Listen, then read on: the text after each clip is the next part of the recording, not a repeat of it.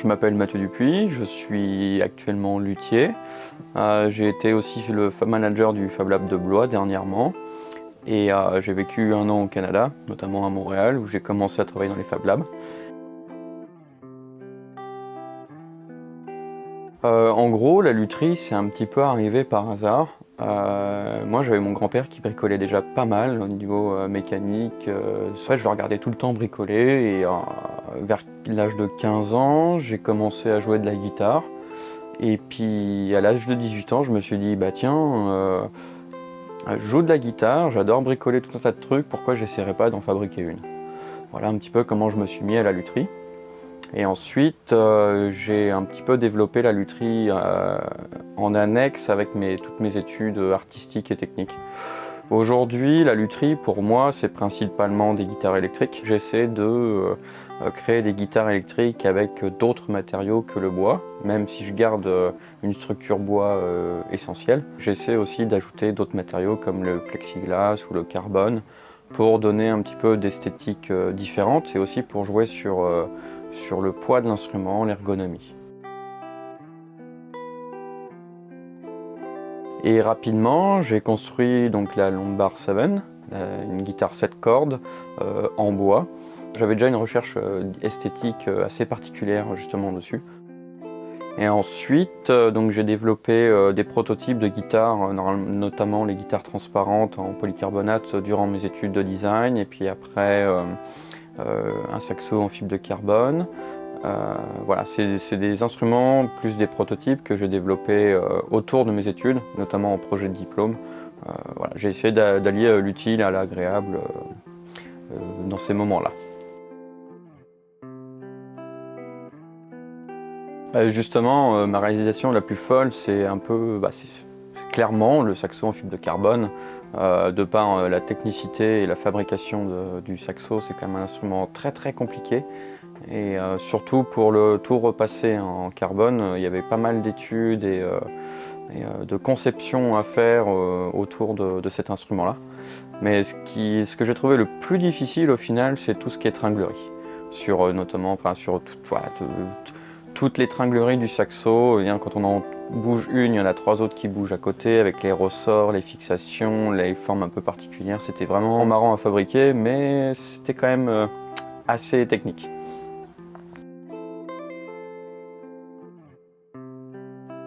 Fabriquer un orgue style église. Alors style église, oui et non, parce que j'ai envie justement d'utiliser d'autres matériaux que le bois et l'alliage de zinc, de plomb, d'étain et de plomb qu'ils utilisent pour faire les tubes. Moi j'ai envie d'utiliser du plexi, du carbone, du PVC, pourquoi pas. Voilà, essayer on va dire, un peu moderniser ce vieil instrument qu'au final peu de gens connaissent. Par famille, je dois avoir 30 tubes, 30-40 tubes, je pense. C'est encore l'étude, hein. Il y a encore pas mal de choses à réfléchir. Je compte faire 5 ou 6 familles, suivant les matériaux utilisés.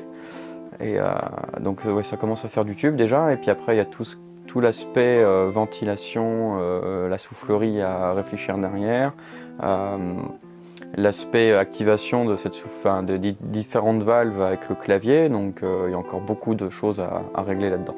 Vu que je fais des vidéos YouTube, je comptais en fait faire un projet un peu collaboratif, parce que je pense que tout seul faire un orgue, ça doit être quelque chose de monumental.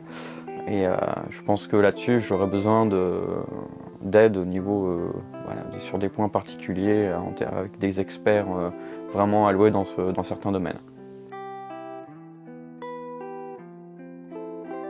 Mon dernier projet en cours, alors il y en a plusieurs. Là, juste derrière moi, il y a une basse 6 cordes fretless que je suis en train de fabriquer. Et il y a la Thorax, qui est un peu en continuité de l'Orict, justement, avec une version plexiglas que j'appelle Ghost et une version carbone que j'appelle Black. Voilà, donc là, la première version va être une 8 cordes et normalement, j'ai une version carbone qui va continuer, qui va être fabriquée par la suite en version 9 cordes. Alors l'outillage, principalement des machines à bois. Essentiellement, je travaille le bois, hein, comme tous les artisans du bois. Après, moi, j'ai d'autres outils comme un tour à métaux qui me permet aussi c'est un peu plus mécanique. Je travaille beaucoup à la main aussi, mine de rien, avec voilà, tout ce qui est ciseaux à bois, gouges, et aussi des outils faits maison, bien sûr, voilà, qui me permettent aussi de faire évoluer mon travail et d'avoir voilà, un travail plus précis en fonction de mes besoins particuliers.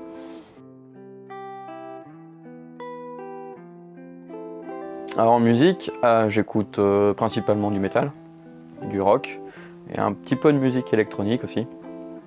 Voilà, donc globalement ça tourne autour de ça. Après, je suis assez ouvert. Je trouve qu'il y a des instruments qui demandent justement à être un peu plus ouverts et un peu plus utilisés dans certains cas.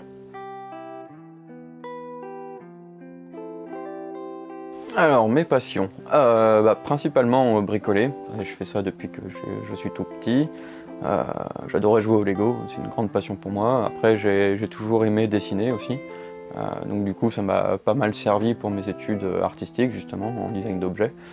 Je suis motard aussi, voilà, donc j'ai acheté une vieille bécane justement pour la retaper en café racer. Donc on va dire que mes passions sont toujours un petit peu liées entre elles. Voilà, je regroupe pas mal de choses pour faire ce que je fais justement et mes différentes envies. Après aussi, je suis un grand passionné d'astronomie. J'adore étudier ce genre de trucs à mon petit niveau bien sûr, hein, mais j'adore écouter tous les grands astronomes parler des théories sur l'univers, et puis justement ça m'a aussi donné envie de me fabriquer un télescope plus tard.